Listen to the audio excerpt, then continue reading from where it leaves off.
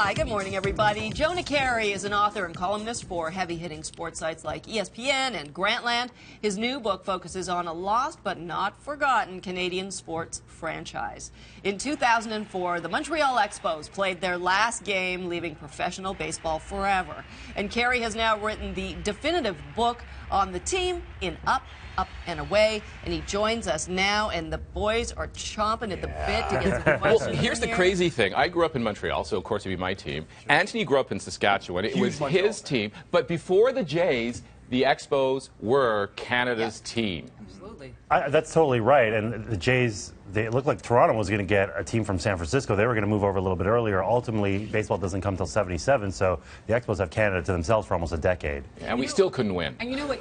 I can see people when I travel, even in the States, people still have the Expo baseball hat. Yeah. They still wear it because it's very unique. I mean, it came out of the World Expo. It was 67. And I remember, now I wasn't a massive baseball fan back in the day, but I did love the Expos. I took my kid to one of the last games of the Expos just to say they're not going to be here anymore. She doesn't remember, but I took her to the Olympic Stadium and, we took it in. It's very retro chic now. There are kids walking around the streets of every city who are 8, 10, 12, whatever, and they're wearing the hat, especially the old pinwheel hat.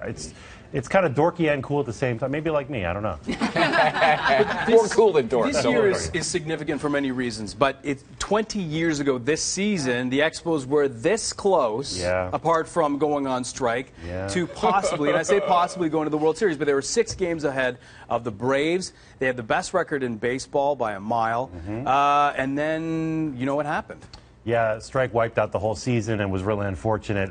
They were a great team that year. And I interviewed guys for the book. I interviewed Larry Walker, and he was great. Great Canadian. He was. Great at Maple Ridge, British Columbia. And we were talking about it, and he said, we used to go to the ballpark, and we said, we're going to beat the snot out of this other team. It was just a given that they were going to dominate everybody. And that kind of swagger wasn't something that franchise was necessarily known for. But that year wasn't just, we have the best team. It was, we're going to beat you 12-0, and then we're going to do it again tomorrow. So what went wrong? Why did it all fall apart? Is it because if they had won, would things be... I'm throwing many questions here at you, only because I'm such a huge... This is my childhood. So if they had won, would things have changed in terms of the outcome? And number two, what fell apart?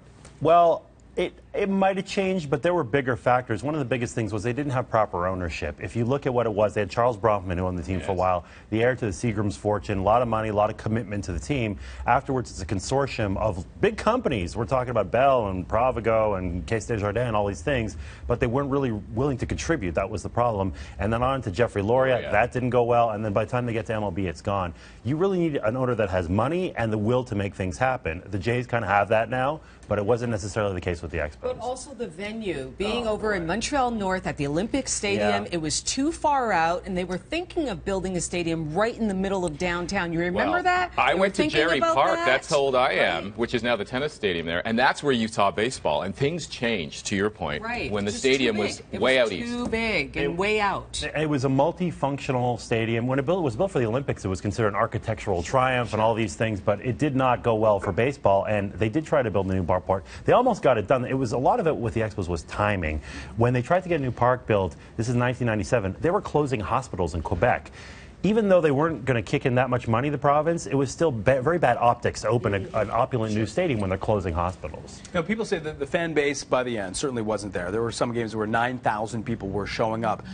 Even less than that. Do you think, no matter what, do you think if they had the right venue, was it the team, was it the venue? Do you think Montreal is a baseball town? Yeah. Do you think? Well, I think it's more the owner and timing. I do think the stadium was certainly a factor, but you had all these other things. The Canadian dollar was in the toilet at the time.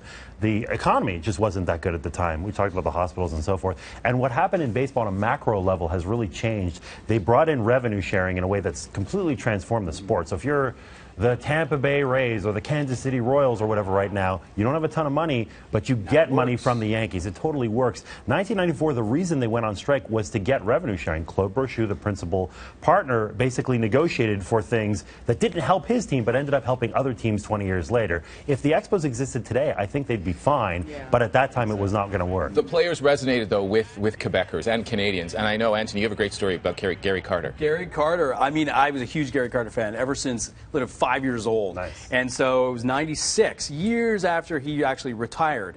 And we were on the subway together after an Expos game. He happened to be a commentator for the Florida Marlins. We're on the subway, my buddy and I, Seeing there, everyone's crowding around him. I didn't know who he was. I didn't know he was on there. He says, it's Gary Carter. I'm like, you're kidding. So Gary Carter gets off the subway. My friend's like, well, we got to get off. This is where we live. I said, I'm not getting off until Gary Carter gets off. I followed him.